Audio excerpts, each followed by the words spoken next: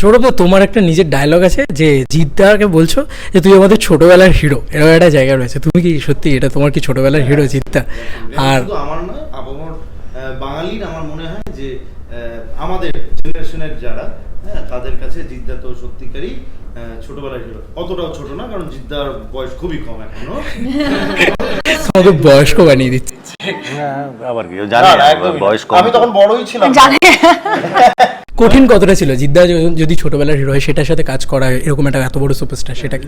এটা তো অবভিয়াসলি এটা একটা পাওয়া, অ্যান্ড সত্যি আই এম ভেরি ব্লেসড। আমি সবসময় এটা মানি যে আমি যেটুকু করছি বা যেখানে এখন আমি এই বুমেরাং ছবিতে জিদ্দার সঙ্গে একসঙ্গে ইন্টারভিউ দিচ্ছি, এইটা আমি যখন আজ থেকে 12-13 বছর আগে যখন পর্ণশ্রী মাঠে খেলছি, কি করবো লাইফে আমি জানি না, ফুটবল পেটাচ্ছি হাফ প্যান্টে, তখন জিদ্দার তো সুপারস্টার। তখন আমি কোনোদিন ভেবেছিলাম যে জিদ্দার ছবিতে